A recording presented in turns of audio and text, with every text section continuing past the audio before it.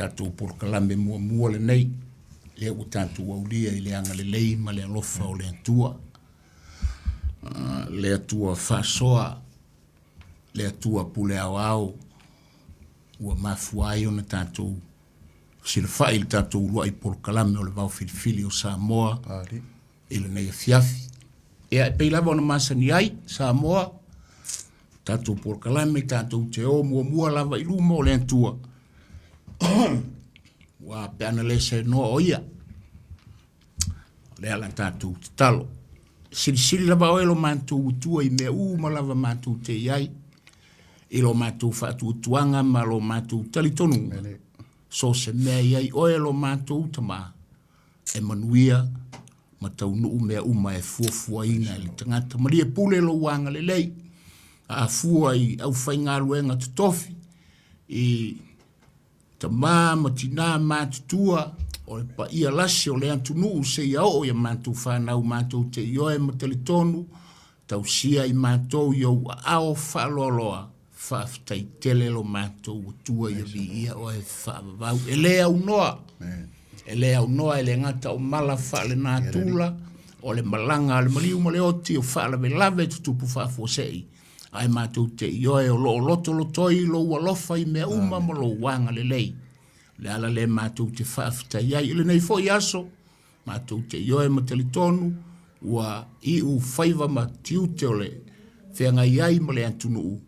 Whaafita i tele lo mātou ta mai lo wanga le lei. Ia o le polokalame le nei e lo watunu o le Vaofilifili. Whaamanatu, au mea alofana e tofi ma fōra ina mo lo mātou watunu. Mātou te talatala noa e whaamanatu, ia wā mātou whanau, tūpulanga o lalawao o Samoa.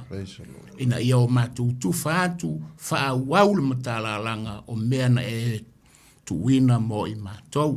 Ia tātou ma oe manuia i le polokalame alo watunu. Manuia le whaafonga Samoa i amata i le ao se o yo nei ulo mātou utua whaamole mole. Ia o la mātou talo lea, whaafitai e sui me uma, ono lo swafa e lai me uma. Amene, amene, amene. And Hireli. Ya. Toi e whatalo whatu Samoa, le ua umana tātou wō i luma o le atua. Tu sai ma tātou polokalame o le Vaofilifili, tātou te ioe ma talitonu, o lona alofa, o lona anga le lei. Ia ua mafuai o na tātou aulia le nei foi a fiafi le tātou polokalame. Nau maua mai ana le ila ile sunga le pali o a whapea o se aso mua le nei foi vain tau ua po le le aso o pula le la. Ia o le matalasi le nao le atua. E oso le la ile isi aso, e timu le isi aso. Ese le tau au le alofa o le atua, e le ai le suia, e tu mau lava le anga le lei o le atua, na polo Faasamoa, e le soifua mo lo tanto wala fata alofa atu, le au whainga luenga tutofi le atua o tama Faasamoa le langi, o lo no manu ma whatengi ua le langi, ia wā whaiva tutofi o le atunu, fata alofa fo i Samoa i upa ia mau malu e le tau whaalupe ina, le tau whaalupe ina e le anto e le Vaofilifili au sa mau whainga e nunu watu whaatini o tau sala. Tua i matawel sanga o lai ei maunga ua urupapa. O pa ia ma sa o Samoa ai whatalo whaatu le tātou Vaofilifili. O le tātou urua i polokalame lea i le nei tau sanga. Whatalo whalisunga le pari tele. Ia, oa mau whali nei awa noa. Ia, tele lava tuangia o le sunga le pari. Ia, whaftai o le fua maua le awa noa. Ia whafua ina ele tātou polokalame. Ia Samoa, ia wā tau sirisila mai foi o lewa, whai atu tātou polokalame i nei ile tātou ofisa tūtutonu o leiti o Samoa. Ia ona wā, ia i foli tātou mālo whaaloalongia, ia o se tasi foi wā whiriwhiria wā le tātou polokalame o le Vaofilifili. Ia le whtaleinga ia Seao'omālō, o i foi lo vai. Ia Crichton. Ia Crichton, ia Seao'omālō Crichton mai le fioanga o Faliuga, ia wā foi le fio au vā ole. o le tupu whaanofu. Hallelujah. Ia, fio foi usoli, mbalo sina.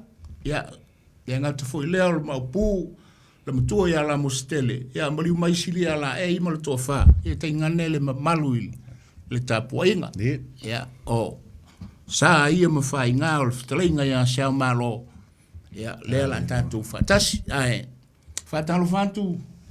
Lau whatalinga Seao'omālō. Ia. Lau fufonga, lau whatalinga Levaopolo. Ia, whai fo ima fufonga le po kalame ni e fiafi. Ia, whatalo whatu le suafo Yesu Keriso. Ia, o le suafo lava lea ua tātou toi whailua i ni e fiafi. Ia, whaatalo whaatu fo i lau mai mō whaafonga. Whea lava le meo e maua mai nei po kalame. Ia, whaatalo whaatu o lea wa uma o na pani ni upu a wale whtalainga sa le aula peon whaatalo whaatu fo i roto pa ia maru tō mamatu. Ia, e le to o iai saptala. Pa ia lava e tu mau, mai a le whaavavau. E o lava e lesi au ngā tupulang. Ia, e tu mau lava pa ia o Samoa. Wa o le fili taliala, ia, ma le lau mea whapa ia mata. Ia o le vai e sue ala e loloto la nasa. Ia, whātalo whātu, lau whtalainga, Levaopolo. Sei fuamanuia. Dalo wha Lofipo. Salo e maua mai le tātou polkalame. Ia, ma lor sei fuamanuia. Lalo vai ako i whonga rāli leio. Whtalainga, ma lor sei fuamanuia Lofipo.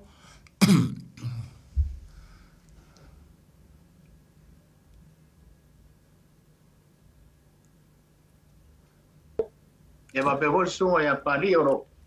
Pai so nge fiafi. Ma ro so fo mo langi ma. Alo, le. Ang e hol kau nge me pong nge va chau. La whtalainga Lofipo. Aro so fo. Ia, whtalainga manuia e lau. Tō whasa le aula. Ma lo lava so i fo manuia. Nā fo maua o nae. Lo manuia mai nai melpone. Ia manaua e maua mai Lofipo le fiafi o wale. Tātou Peilua iai mo le whtalainga ia Seao'omālō. Ia, me umaua, whapeilama. Ia, tātou whaiwa mālō i le lofo le tua. E taru ai Seao'o pe o le tātou ulu ai polo kalame le nei. A e le leile le whaia i o sau whtalainga na wale le whaafonga Samoa fo i lau tangata. Ia ina ia malama le tātou polo kalame. Ia i tūlanga fo o lauto wha, male angang wharoalo. Ia o seu atali i sa le aula, ia sau mo i le nuu leo sa taua ma Faliuga. Ia o le nuu na o seu tamā. Ia o seu tina e mai tanga i sa le murianga. Ia o ina leo te toi lolo mai ai. Wa tu fo ni fiafi ia o te Seao'omālō mai ma o se mo tafa mai Faliuga. Ia sfasi no manga na o se utali sa le aula wa tu le mai mo fa fonga fo i Samoa. E ole ase ole tulanga o Seao'omālō ole tulafale. Ia mo le fa fsili ko le talinga sa le aula. Ia o Seao'omālō le soa fole tapo inga.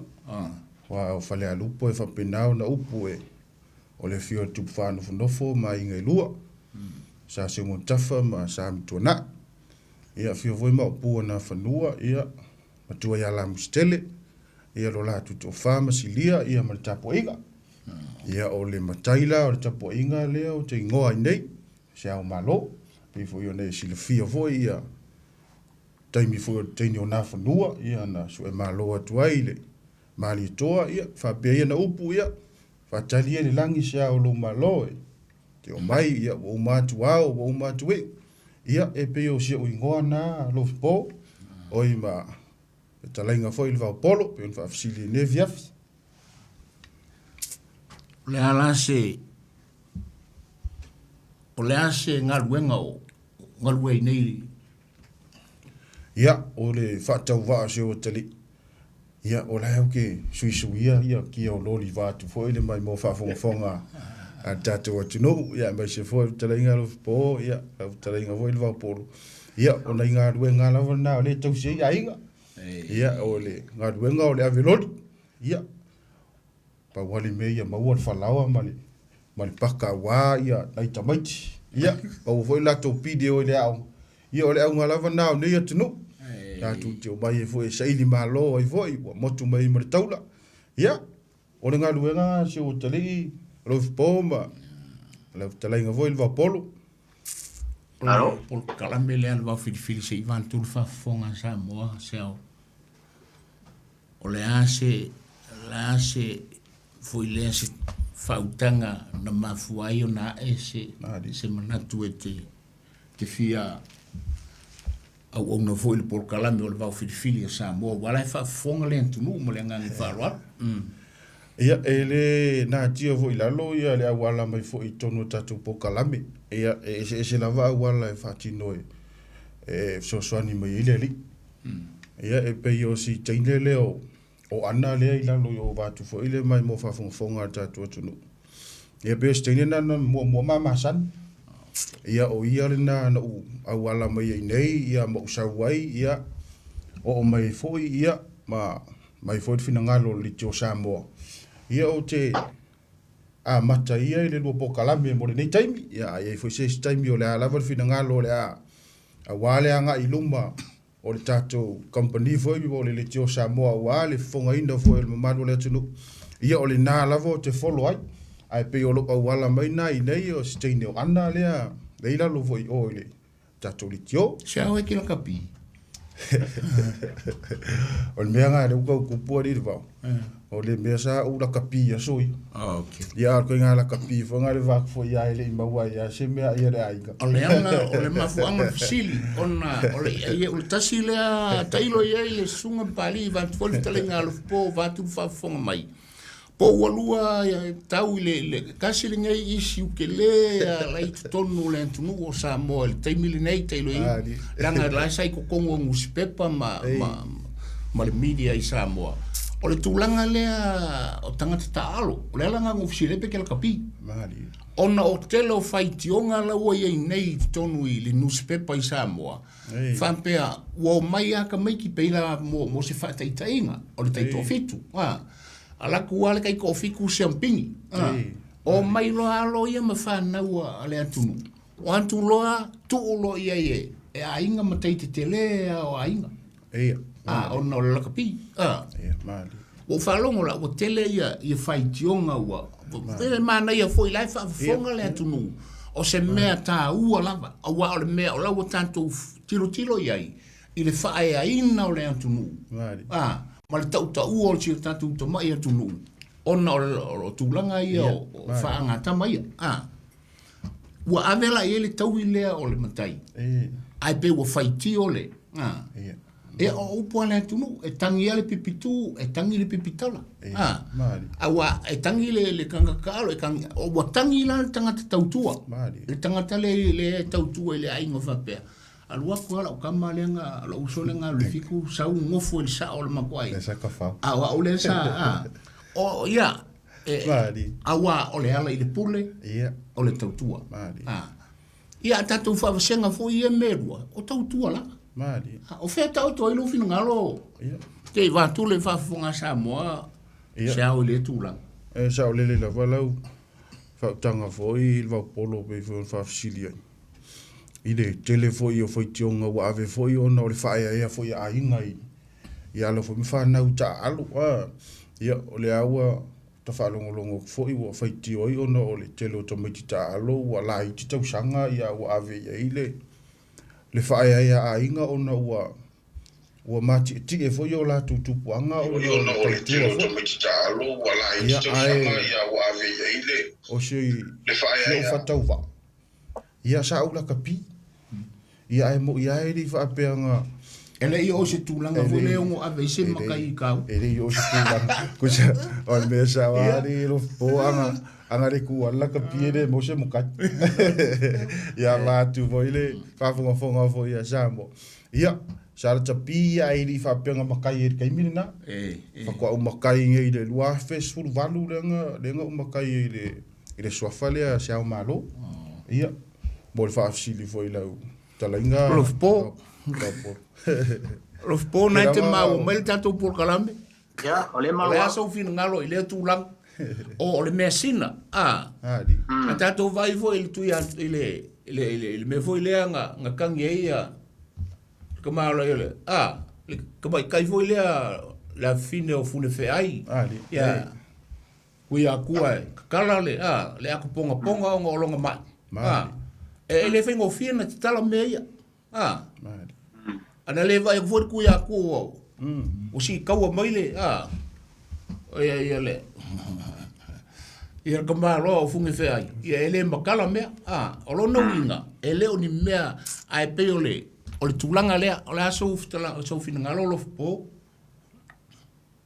ia ka ofise se al maro le tunu se foi fina ngalo e fali o le tunu i nem tau vai le fa fongo mai o tato tunu ia Peilua avel fa sia ona e monia foi lo ftala inga le va pe ho ftala inga Seao'omālō e pe ka ko ke o le foi le le pule tautua e pe la wa ave fa sia ona o sata alo monia sata alo wase monwio walo fa na o le tu ya wa ave e fa ya a inga i nei matai ya te uia le leipe fa pe o le ngafa au il matai e mafuai on fam tai wa i lo langona ia te wa ia mala fa na o le se utala no a fa peo kai o te fiamatai sau fa na o le no fu e tu fa mafu no fu fa matai lo fa na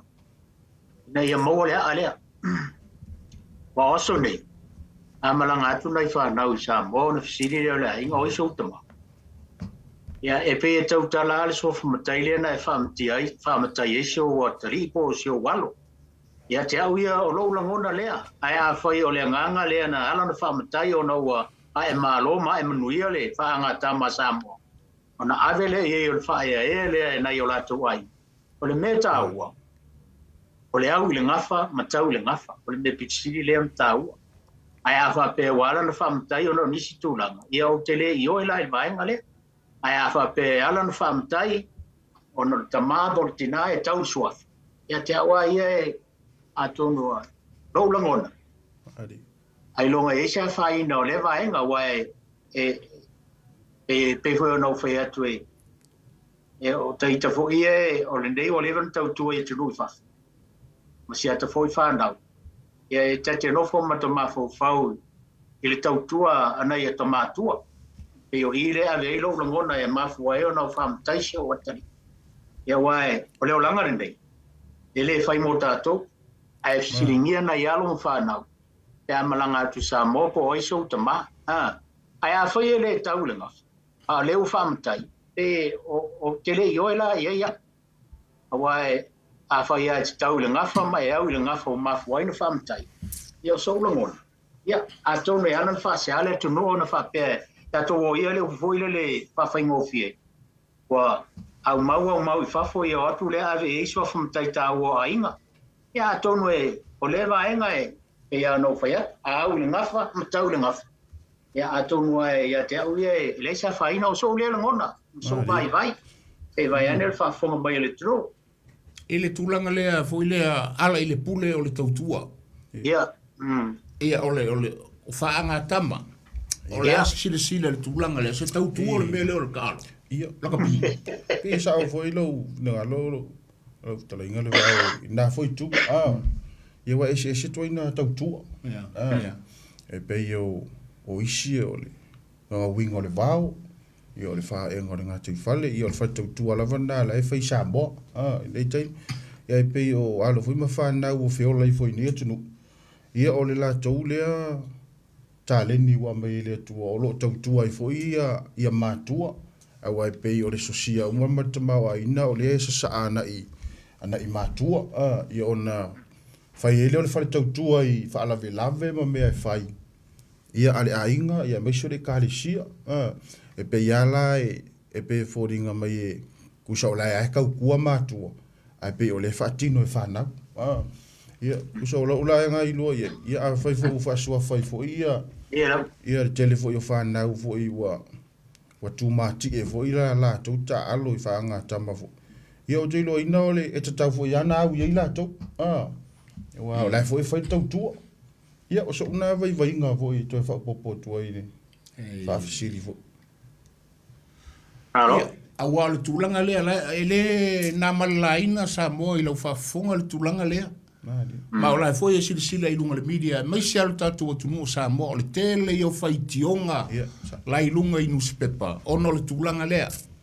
O alo ma whanau wa o e ta alo, o mai wa mati e pe fopo, matila ma le leila lanto, lako performance i le atu ta alonga le foi mai. Ia wala ngona foi ele matua ia pe fo no fitalai le fo ele leile kau le ngafa ia o mataila ia le o titala noa ui ia o matai ai o tangata o ainga ia ngafa olo e o kangaka e kau le ngafa pato la ia isi tangata pe fela o fai tio ile tulanga le sa warga me kile sa ka alo sa tu ia ile matai tele o le ainga ala puno wales o le fisile le va pe o se tautua le melea ia ele leil ka ko su e tua wa ele anga foi ka ko mangaku ai ka ko wo su ele anga nu pe fa pe tanto wo yo ya fe po ma tiongie bla tiongie o ta longa o kai ko fiku foi nga roi o le ki o ge foi na lu kai ko fiku le nga mai nga ko fiku e tu i lon tamai e tau ma vai ai alu kai ko fiku le nga fai le mo ka mo le mo kai mo ko eso ngai mo fo i mai lo ka ko vai lai me nga maua solo au lo ngafa tau tupu lo ngafa ia nga fa makai ai ona ele matai ai e mo elme o le mali ko muri ai mai o le ulua i mali to le elo nalo le foi tanto por kalam mari e fionga ya pari ia fa toi foi o le winga na le o le tala mari ele leilo tanto awal tanto ia te ua ia tanto va ai le tanto wanga nu pena tupu ni me fa pe mai le amtanga mari o tatou te ilo ai, o tautua, pele o tautua. O lona winga fo le mei lau kilo. Ia o le ki o ngia ngā lu talo. Fo i mai o manu malo, ka ko vaila i menga ku iai. A Lofipo vatu foi le fitaringa nei a Siāmoā marsunga le pari. Fatu mo natu foi le. Me o e fitalai ia, la fitalai ngā Levaopolo. E pe sa oi foi oi. Ele o maua mai ele o ka ua mai maku o ka mole akiongi nga lua le ingofi ai pe sa o ai o lai ku sa o lai ka mai ki ar ka mar kai mirnga a le pe no fa manuia ia ilon taba tau tupu lo ngafa ia le anta o toi foi nga fo le ufi o no lan tau tu e pe mama o ai tua le fa manuia nga o lo folo mai ia ai o talonga ba fita ye o talonga so tal e pe vo yala o alo fo fa na o lo talo la kapima ya ai longa ngai singa fai ki o nga kai mi de e kamo ai longa fai ki o le wo di o kunga ma fa kai nga o ya tu te mi ngai di fiolo ai sa fo kai mi ngai di fa nga o me le wo di nga di fiolo le wo di nga kai mi ngai di fa nga o le wo di nga pari e sa o au te leilo pola le se senga o talonga ia. Awa o talonga ia le sa ta alo ila te o ngie ma fōringa mai fōin lele o sa iringa malo alo tupo matamali. Ali e se mai la talonga le la kapile o i fa foi alua tangata e su le lumanga e ui o lai o e tau avile ngole atunu. Au sa iringa manui al tangata ia ma lona ai. Ai pe o talonga ia le atunu ia sola. Ia e pe a malumalo e mata utia le whakumaki o ainga ma manu. Ia o sala ila le avio le avano e whamatai ai. Nanga lawe langa to ilalo. Lawe langa to ilalo tupu. To ilalo a fio anga sunu ile tu malo pe a mangu malo. Ia ngai lo le ole Vaofilifili vole ka alo ingi usida ka avil au Vaofilifili ai mangu malo mai avil matai. Ya okay ya se umatanga malatu malatu e alu ala o tal tonunga ia le fa vai masane ita to le ala le pulo le tautua o le tautua ya o la wana tal tonunga o nisi matai fo pena watu e fa al te fo nisi o time Ua te tupu ana mea. E vai me lole usolo tina lau whamatai lo ua tali i wa pia me lole lai whakari. Whamakai aku mana ukama. Ngā fua makai le kamara ngā li. Ia re se se kalaka u kuala ua kari. Aolanga tamara ke lai ewa laulangi tele. Ia kairo iai a Levaopolo. Ia, mana ia. Se au? Samoa wala no o mai le mata upu le iluma. Leanga ole mea foi lea o peo se mea o lai tupu lu tantu ngotunu. Ele leile fola le lei o itu uma ele sila ele tofa ma le fautanga tala Samoa. Awa o mea sina le antunu. Mari.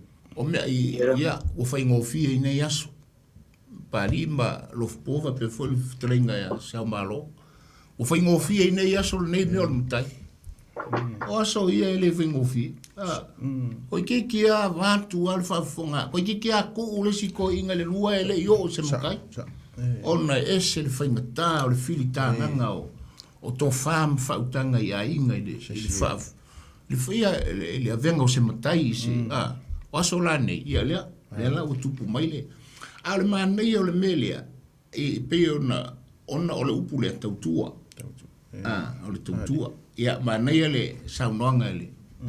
Le songa paulu le pari ele tulanga le ese me o isi ka alonga ma isi me o sa ili nga malo o la so silfiet mele ta alonga ma sa ili nga malo ia wa pe ke le foi nga fa lu pe foi ka ko wia mai fa fo ngai o le au sa ili malo pe fa la o ngai fa nga ia pe wo mai foi fa fo ngai ia e mai sa ili manguia e ke le inga fa mai foi ka nga ka ia wa fuisi au fanga o sa ili mai se monguia ia pe o lai o sa ili malo e la o la tu faiva ma fa manu ia ia on ko sa mai le o le manu ia i tonu a inga tai tas ai pe e monde la futa linga a Levaopolo e to tele ana i to ina to e fo ia na mali liu ele i swafa e ai pe nei taimi o to va ia o fai runga pe o kele o le kupe a la kuanga ka wa kele nga kupe ia wa fa swafa pe on me nga le o ka va ia ai la ko ko o la fa ile fa vo tautua o la fa ile fa vo tautua ia e pe e sa o ile ka lenga e ngai vai kauma malaso e pe e se la so i e fa kusa ngai o ngaso i le ka fo le o i ka ko uma ia o le laki fo ia wa ke ro inga nga o wola mai laso ai longa fo bo makai pe vunga sira mai fo ia o le wo makai ai le kai vunga ka kaunga o kai me makai ia ai pe wa ia le tulang ia le winga la kakala ia wa bio ia le ia kali ia wa le ia le winga la kakala e pe e sa o lo kala o ke le wa inga pe e kulanga i kausanga fo inga ia fa ko a au ka ka makai ia ngai kai mi ia o aviar makai ala la kiki ia o ke ia o makai ia me langa e mo ia ke ia o fai ki o fo ke lo ka ia Samoa o me sina o me ta ua nei le antunu o swafa malu a inga o le ala foi le no tilo ma le to ai tulanga i fitusia inga ma fa upunga i lunga o newspaper no ma ua i le mele e ta ua i lau vai le anga no vai i aso ia e se a foi le anga ta alo tangata le atunu o le atunu le nei a o ta alo pe o su e malo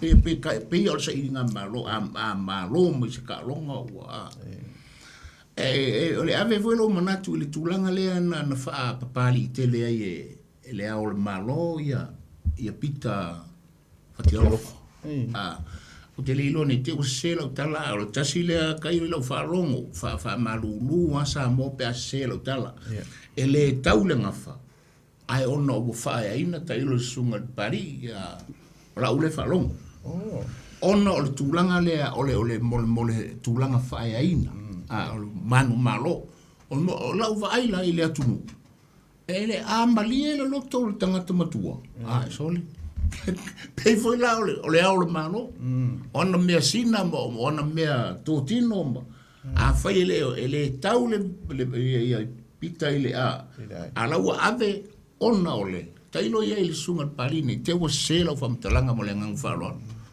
o le suafa o le sunga ia pita fati alo fal pali tele ia wala ngal tau songa ule late no nofo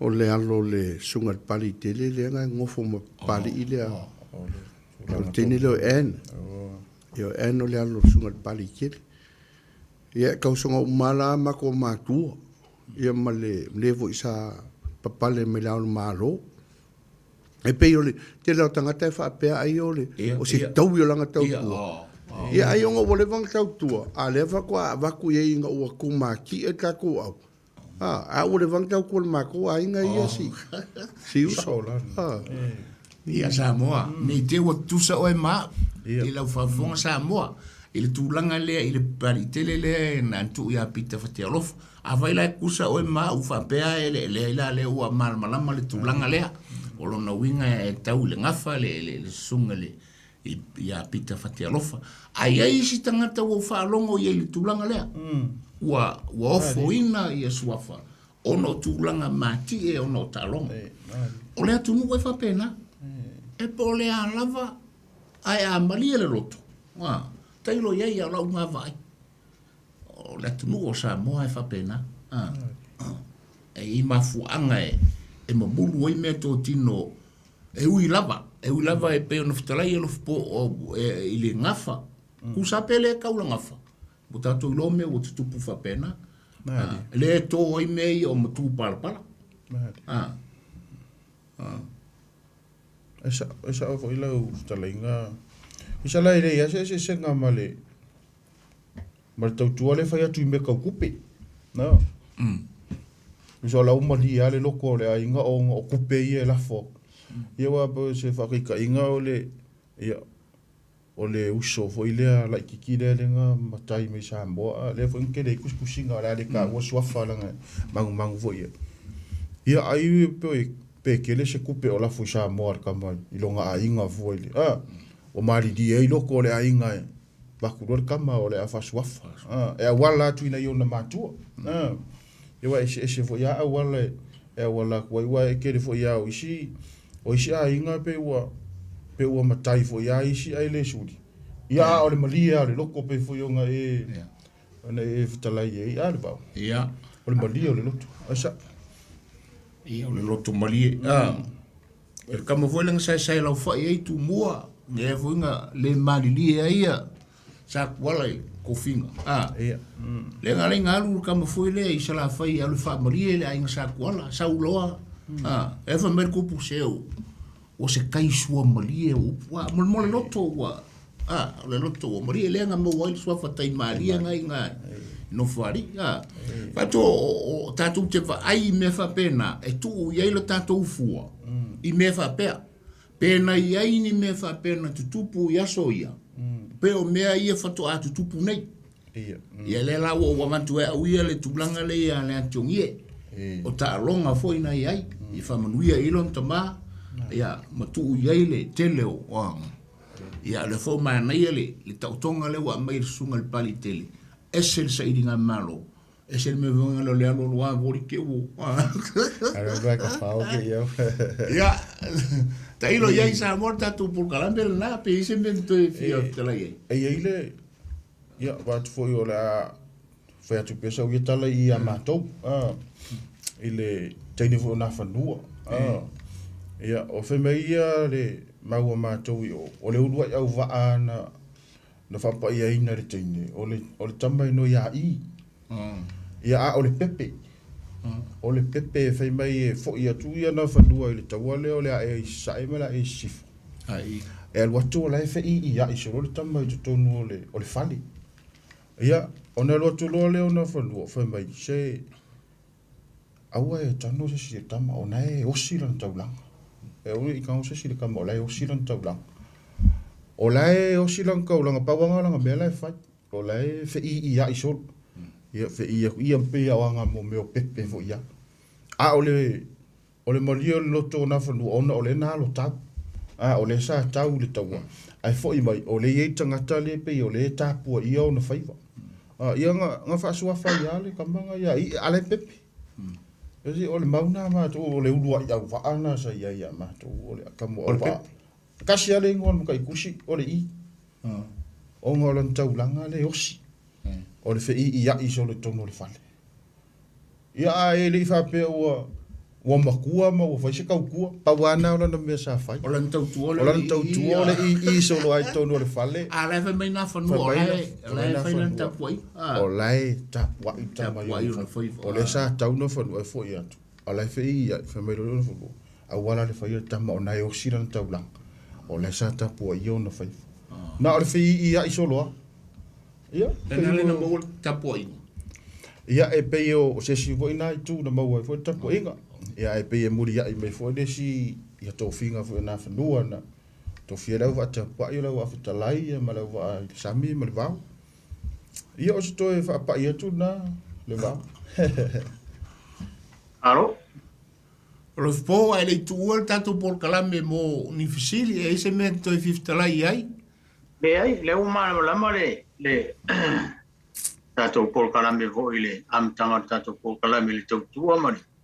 Mai e fo i sa whamatai, no ua mafon tatou tale noa no tele o whaiti ova le tunu. Ia ona i alamu whanau o whamatai a inga ono ua whaia ina le tālonga. Ia tonu fo i se amanatu e peo no whaali atu le taimi o sona. Se aia ina ngalo le tunu e whaalia ili. Maenga lea, e uia lea. E leilanga le fōua. Nata latan whaiu tato pokalame o tau hona. Tala lewa no le tunu. Bauma. Siāmoā. Ia le nā. Leanga o le mele we. Mai se ana tato o tunu i nei New Zealand. A o te aroa nei. E pei e numera tasi le tilo le mea ngei kaukalonga. Ia whātoi foi o le mea e whātāua ina e lo tato o tunu i nei New Zealand. Ia alo ma whanau e ati na e mō tāronga. Ai sea, leanga lau tātou loa, e lea ia se mea kupe vave ma kele kupe pe o mō kamaikiki ai lei i tāronga le vai tau le nei. O se mea la pe foi lea ua ave eile le whamuamua foi a le tele o mātua o le antunu, o tātou atunu o Samoa. A o lea lau atupunga mai le mea le pe se pona.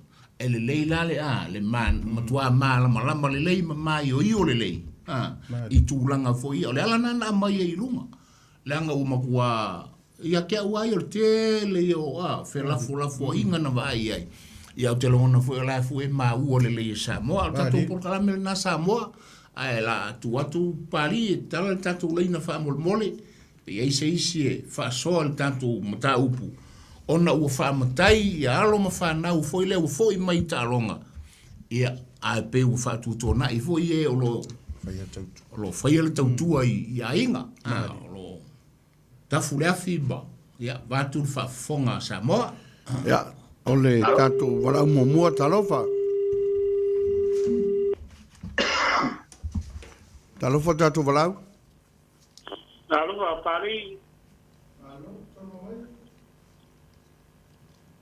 Parole, pabarosi la pioga Faliuga. Karofa, talofa mai kua. Soifua manuia ia te ori tamamu tua. Toina. Ia, pa kai el besidio leu kako via mai gei kau sa kou. Ilo kou soifua pa seola. Ie. Pa kai mole. Kako po kalabe o au ba wako e foi soifua o kako po kalabe balo lama. Ia, wa talofa te ori tamamu tua. Ole upu lea ole kaukua. Ie. Ole ofisini lo umafau, ole kirikilo i le upu. E iei le mea mafu ai. Ole kaimi, ole kaukua, ole mele fai de aiga. Ole mele fai de ru. Lai mafu o mai iei le upu. Ole ala i le pule, ole kaukua. I lo ukani ko ua ele o se kaukua le mea le ole ka alfa e o i ka alo ka loga. E ese ale me ka ole kaukua. Ese me ka ole saidi malo. O ke lang pa lago i galfi galo pali. E le a i ale kaukua e bo wai le pule. I le me a mele o ka loga. Le a i laga ese ale me ka ole fa e a kuhu. Saidi malo. ese me ka o kaukua e mapunga mai le kaukua I whaavai o Samoa o le mafua ele upo le ala I le pule o le kaukua a kaukua lei e ke au le suafo makai o le aiga a kaukua le anga e ke le au a o ngei aso a whai o wha makai o ngā ua whae a inga ai le akungu ia o le mea lamalanga e pule a le ainga a e au ngā whae ke suafa sa o le ainga e leo se mea ka alo ai leo lo ngofo le suafa sa o le ainga langa o suafa sa o le ainga e fili whaasuri po ai ala e ngofo le suafa o le ainga a se senga ngā whaia se mea whakea wa ngofo ma wha makai se kama o ngā mutai di malo ia e iai kua pakakua me wha penga e no ulaka ko unga Faliuga o ke mukua au fin ngaro pari au e pengi ia mea e longo fia mea la ko waku mai yo a ngo ge ia so le poko fou ngal kalu fou ma le lau mea ko ia wa palu vakasi a wa lua kwa o sao a le mea ia e mangingo a me umba ka ko ku mal ka ko ngamu ia ano wo ho ia so ye le funga le wo sui faiga aku mau fa vai ia ala le so ngia ku por kala me mungui ala wal po tai vai poa mo lo sao le o e tamu le tatu o fiafi le si volau talofa ia e fa talofa tu pa ia fo man maru so no mai paso pupu e le umi paso ole paso e fa pe o aloma tama fa na unia alta tu no ole e fa pe ona au waya tu fo I fa ngata mai o Peilua fik talonga la pi ia one ya aloma fa na o telese ave ngalo la to tau ave inga ele ngata ole ole ngo se tato tu no o ngo a inga o la tu a inga o la tu tau ave inga ele o fa pe o ngai tamai e ta fa o ole la tonga luenga foi la fa tino o tenga luenga silio na foi ngata ma ja to ni ton le mala mai va ngai o ta longa kapi ma so se ta longa lava o te loa e tu sala va mai ta tu le fa ngai luenga ni sila mo foi in faina na tu ina mai ngo matai ma so fa matai va pe I tono tato ai ngai Samoa o te lo pulo tau tua o lo fai o sau ngaluenga I tono lo ainga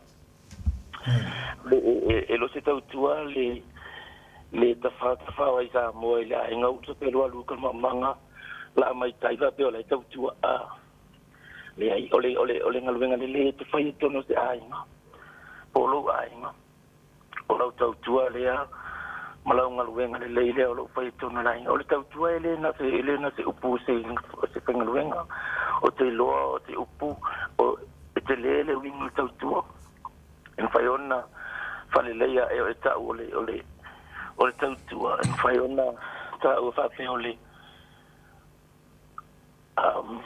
o se upu e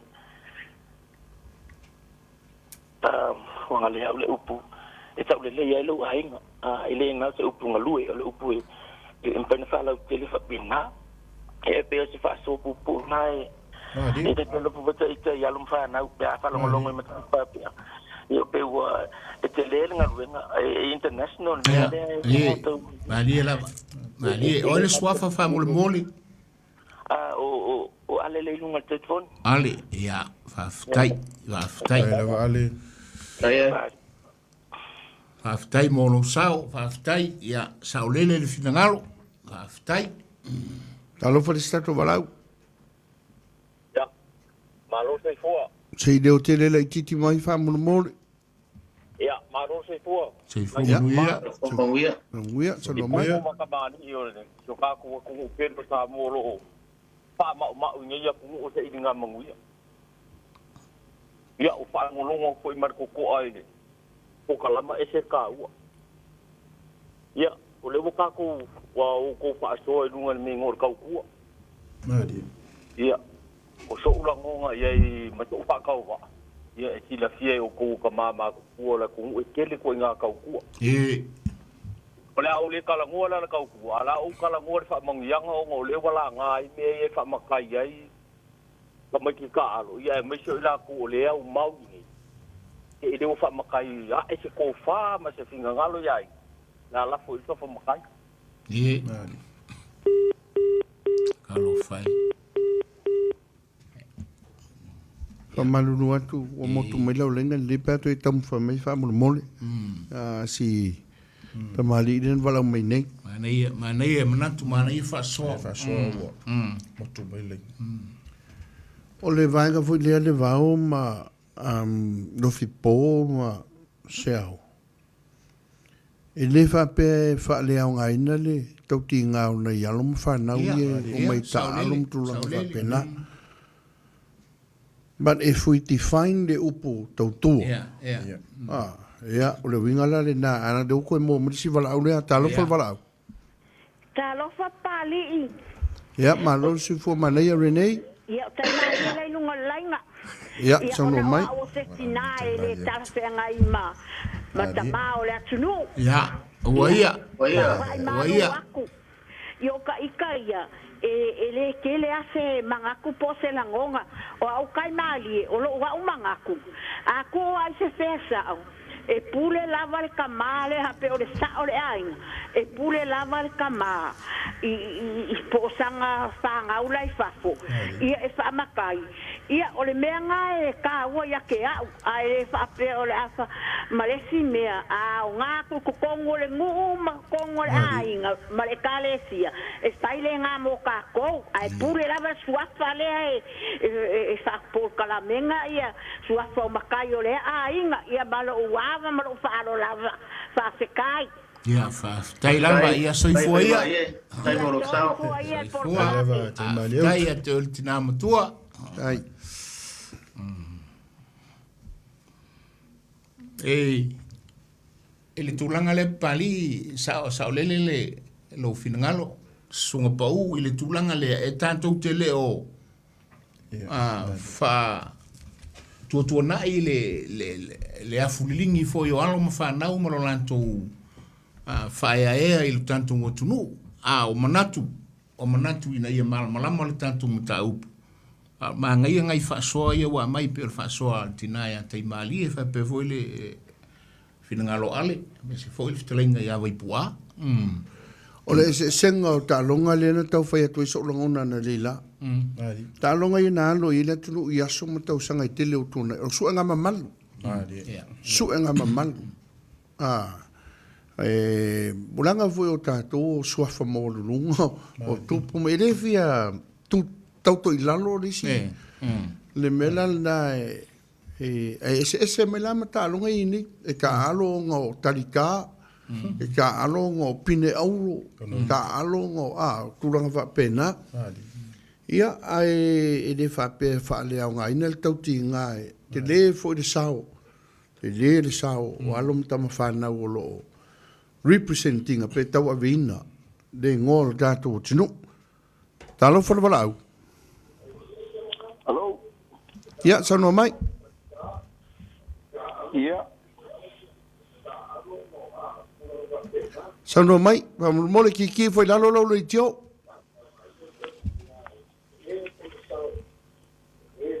ia hello Fali por club Ja, maar dan is voor me weer. Ja, Filiuga fa kano fa ku kala nge fiaf. Aro so ifo. Ma lo so fo mangwia man. Pangi ma foi. Ye wa e mangwia. Ye nge ko sa. Sai fo manuia. Ja. O ma mai. Ja, ma wantu lo. Ngalo. Ole o se upo ke fia ole langonga foi le ole kaukua makavela Yeah. ole mela le o ke fia bawa singa so soangi foi mai po kala or kau kua maka ko vela o le wingo ia upu kau kua a o le se fa upunga nga maka i kau kua maka ia ko kau kua maka vela fa mole po kala e fa le ma ua le leile fisili o le upu tautua mata vela o lona winga o le upu o mata ua vela o lona winga ua mu mata i le tautua e fa ngai ma le afi fa ngai ma le vela ia so uma i lo ulea i lo ulea manatu i le upu lea tautua mata vela tailo leile au mai o lo finangalo o le tama ia au ngā mo le tatu porkalame ma le ngā ngā alo ia whawhikai. O ngā se kala ngā whaalongo ia e pei ka kele o karikongu fo ia. Ia ai pei o le ala fo ngā la ofisiri pei ia se kala e se mai. Ngā whape o le kui Siāmoā, malanga koa sa Samoan.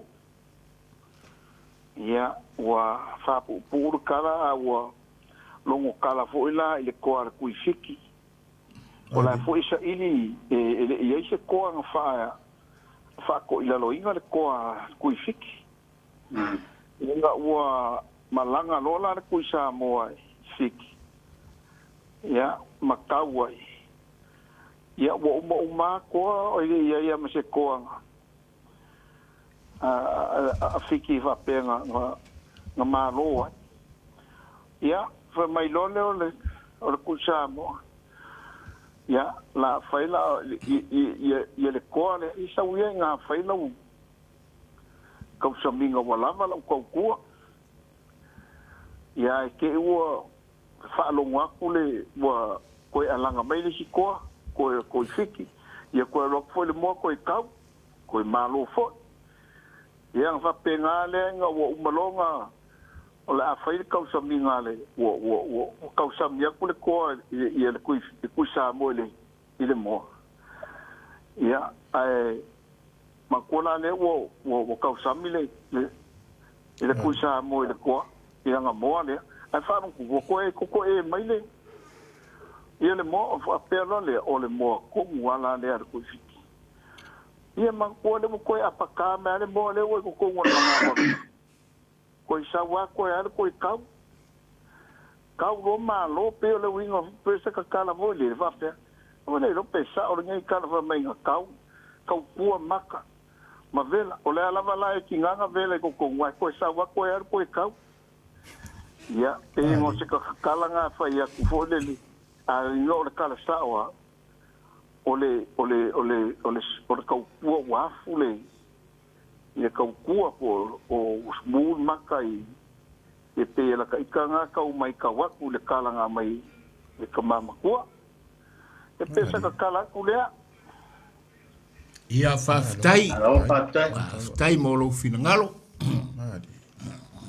alo faftai ia manga ia foi si mau si tamale ia ko ka falongo le ile tulang mana ia tel mane ele vai voianga ka fa pe tu ka ia mese a wala ngai mangai fula mengolanga mau mangai mi kai fula ali ai ole tau mata vela ia le ka ko lo ia oi mo to nunga le nga e fitala ia le vau ala mai la vole mu o mai kai mo e ala mu mata e oi la si ale malie le tau le fai e ai malie inu malie ia Faasamoa ai. Matavela. Matavela e foi ngofiale. E ma e fasoa skoinga de fasoa. Ya ma ngai fa luma nei tal. Ai sia kala e fa foi inicial. Ma ele mau.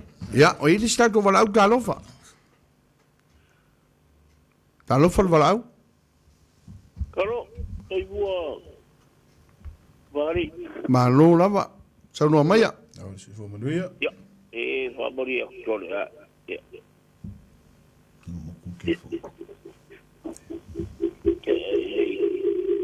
Kiki foi lá no le tio fa mo mole. Ja. Deu so. O que sou gay e ba ua kore por karabe a pa bero so faro ko mo ko ri ya ora kau kuar hello hello mai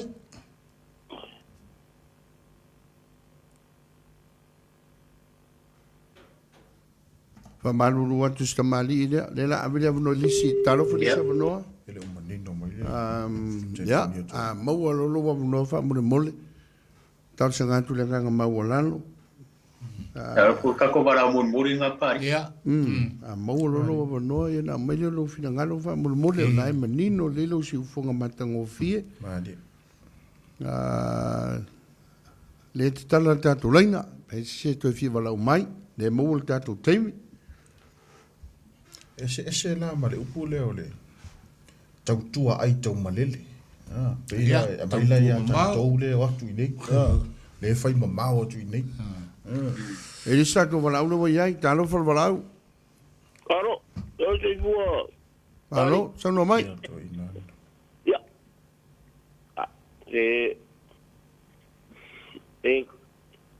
Pode tau ge de saure. Ya. Ora ele de fa so va mole ora mel tato por calame. Ya, pero ko inga fala. Mai mau for tato temio lela un tato minuti talo fa si vala ulia. Caro falava pari. Sono mai. Por calame ngi via. Ya, alo vole. Aro se go. E penga o singa foi so swangi ka ko por calame ma ngi via. Ya. Não, Pepe. E peye. Pero que la mora ko inga le finangalo o tamaba ku ho ya vai pua. Ya, te peo ngo walanga langa ho ka ko po kala me ma finangalo le ku onga o alu ma fa na uia o fa sua pa makai onga o ka aronga la kapi. Ya. Ai nga mga ku poi. Pela mo masani le ku o le ala ile pulo le ku. Ya.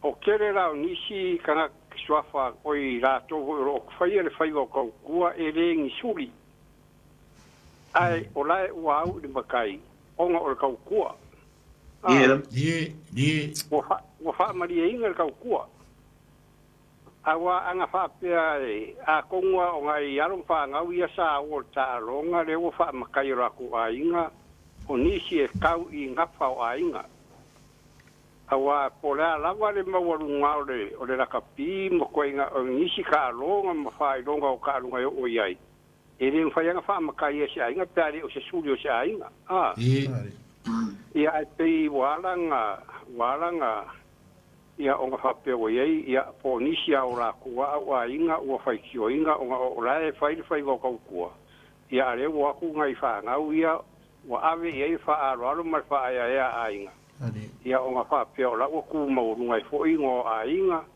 ia manu ia awa ia pe mo ia la e ave ingo le ku ia pe la fu ka o fo ia pio anga mai inga a le ala la we pulo ka ku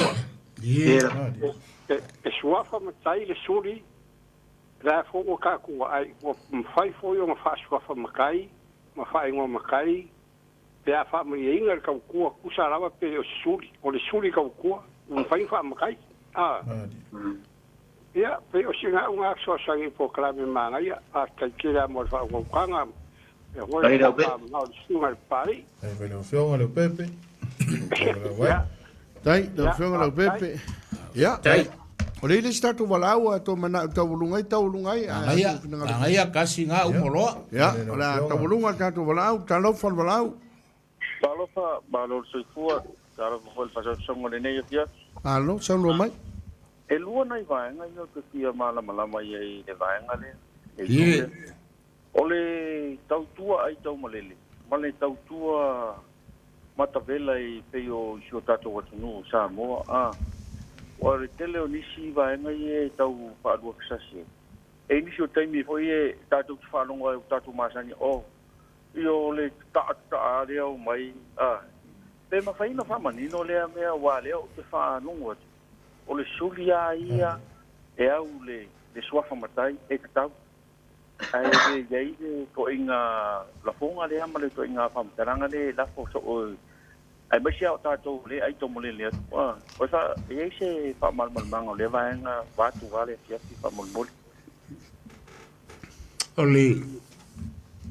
ole tulanga voi le ai tau malele o le tautua mau pe o tatu tautua le fea tu i New Zealand ia ole tautua matavela ia pe o tautua o lae fai o i tonu a inga whaafsanga i lea ma le tausinga o le whainga o le saka o le whainga o le umu me wha pena vatu le whaafonga le tunu o le whainga o le whaarifu ma le pepe ma le me wha pena e tausia i le ainga o le tautua matavela le na a le tautua ai tau malele ia o le tautua atu i nei pe o tātou le la whaaku kupe mba so a sum up me ia o kaukua o le tautua lava o le ese senga o itu ai ngā tautua lai whaatino o tautua o le si foi kaukua le whai aku nei e muringa foi le mea o le mea o le makavela ma le makarilo ngai lo le ai kaumalele langa fai foi o le whaafsanga i male afi al whaafsanga i male aisa male malulu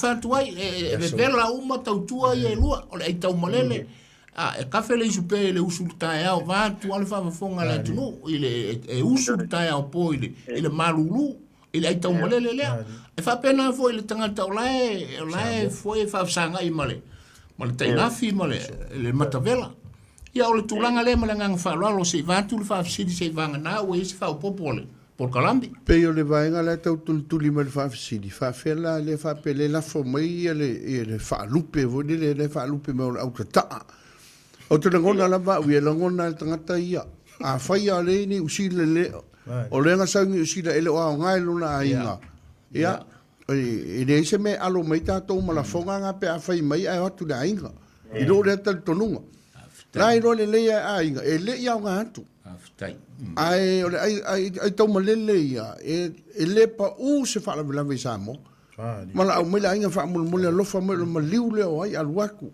o le whai aku ngai mong tanga o mo kaulanga o le me uma ele se me pa u le tangata le ai tau malele ai ma fuanga lafo a inga whaupunga le na o ngala la tu kei loa so le ua wha kausanga lima kausanga e le loa la varkanga kanga saura fok se kupe fa se fala bilafi ia nala na o fa fonga bai ai sunga pa u pali e fa pena a vai e ti ngai te ole upu ia lo no winga o tele o alo le lei il faingo le tautua a le o fa atu awia e le ai se senga o tautua i e lua pe a fai o lai fai o lai fai mata bela uma ia langa e me o tupu langa sa tupu lo wainga al watu tangata nei wa ova mal todos futa usanga i New Zealand wa makua ala ko fia matai o ngo ke le ioe nga ioe mo mato ainga le fa fungal mo ka le ioe nan to sawa i New Zealand fakalu i New Zealand ko su men kupenga sa wila ia o au leo te nofo i le ainga o le so au mal fale o lo ainga i tonu al mato lo to i fal mato ainga te le va ai va kasi mo fa longo fantasi o ka mo se kuper ko ainga ya oi au tala ia lo te fa longo ai to ainga fai mai o le ngai kanga kare la sa we makai le au fai ngata ya la to na fai atu ia le kaka le la le ngai makua o tanga tu pito matua le o tino le nga la kulo makai o fa kulo ia le ai alu mo ko so min ku pen ka luanga ngo fo imo va ai lo wa inga le mate fa sanga te le ila fo mai a se kupe o le tau malele la na le sa no i pari e lo e la ngona ia le ai o le tatu por kalambil na Samoa se vatu Lofipo nei te o ye se meto e fia tala ia va pe foi pari ma Seao'omālō ia ala fa umar tatu por kalambil ta wala nga fa lo fa kai la ia fa jo ya soy foia la ilunga lisi e reise me mala foi le tudo e tu sama talainga ya talainga va pe foia Samoa'omālō ia pe foi sunga ya pari lo ul for tato por kalamber ne fiafi mala me umoi tu mtavela tu ai tau malele ya me se ko mau au fio mai amenga ya sia ule to e pipi atu le tātou polkalame le fiafi. To e fia whaasoa tu ala le sa whaarifina ngalo siao ia i. Le whaapea na whaamatai o lo tu i so whaawao le titi. Manga tua o ngā vai kemi o kemi fo le pōngi sao le atunu. Pēwa valo tangata, e ngai te tonu ngā valo tangata whaapenga. E maa fuang tutupu me whaapenga o le whaingoa ngisi o ngā iei a mafuanga. Au te tel tono o ia, e leo se matai le wha matai o le kamakire kikere tau tua. O ke ka ofi mau pea o le mau lea, o lo wala i le makai, o le tau tua. Aftai, se me te fia. Le ai, resi se me o koe mawhawhau ke mi e rwa. Pāwari mea rea a mai whai ratu no o tau tua o mai e lua. Peo kakau kua le whai ia alme sidi o leo kakau i roa pei whai o ne utalai. Ia o le ai mata vela o maa tau tua. Pei whai o le mea whai ratu atu whai atu i whai nei. Ia, ai le se mea. Ia, aftai o tatou porkalamele na Samoa. La lafo malu i puenga. Pe afa pe foi o le ase, whafonga li tō whāma li whautanga li tanto watunu. E le o se mta upu ale Vaofilifili, mō le silfia, o se toa tū ngā o lai ta oto i tonu o le tanto watunu, o tele ia tala. E au le ala foi leo manatu ale porkalame. E au mai luma e au ngā mō tātou. Leanga o le tātou watunu ili nei ua o tātou no pia i mana nofo ai le paia mal mamalu o Samoa. Pei anu whai atu. Wa pei ua abe le whamua mua i meo tālonga. I meo tālonga. Ai o le tā ua le nao o nai porkalame whapea. Ia tātou te tilo tutoa iai ma sila iai ma filifili iai.